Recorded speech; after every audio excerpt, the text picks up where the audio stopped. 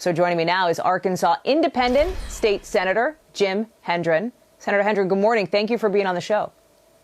Good morning, Hallie. Thanks for having me. I'm sure you've seen the backlash to Republicans who, like you, have spoken out against the direction the party is going, the influence of the former president. You had Senator John Thune today calling the rush of censures, for example, cancel culture from Donald Trump's GOP allies. I'm wondering what the response has been from your constituents to the move that you announced yesterday.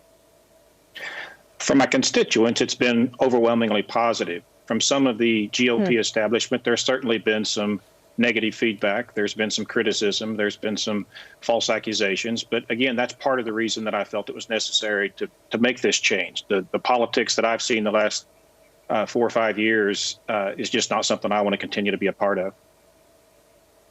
There have been headlines of thousands of voters leaving the Republican Party in recent weeks, but that still only represents a small sliver. Do you worry that just might leave in the party the furthest right faction behind?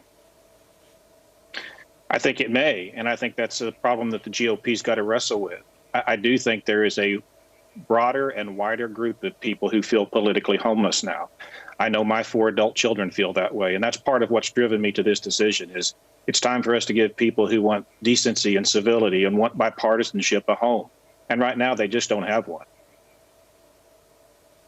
There's a governor's race, as you know, next year in Arkansas. You have, for example, former Press Secretary Sarah Huckabee Sanders already announcing she's seen as a very serious contender because of how close she is with the former president. Do you worry that you are moving the opposite direction from voters in your former party?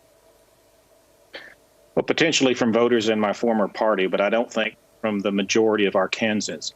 From everything I hear, I see a hunger for people to come back to the middle, to stop the nationalization of our state politics, and to give, again, a return to bipartisanship. When I joined the legislature in the late 90s, it was not like it is today. We've seen an incredible increase in partisanship, and I just think people are ready for something different. Is there anything, before I actually ask this, is there any chance that you would run for governor yourself? I've been asked that, and it's something I've considered. I guess what I had said at this point is I'm not going to run as a Republican, clearly, and I will not make a decision about whether I would run as an independent until whether or not I see that's even a viable path. Right now, it's more about building Common Ground Arkansas, an organization to foster leaders from both parties and independents who want to work together and solve problems and try to tamp out some of the extremism that has plagued both parties. And we should note for viewers who don't know your background, you've served in the state legislature for a number of years. You know the Arkansas Republican Party well. Your uncle is the governor. Is there anything that could happen, or what would have to happen for you to rejoin the GOP? Is that something you would consider if certain conditions, for example, are met? I would never say never, but I will tell you that the GOP's got several years of struggle and potential civil war ahead of it in everything that I see.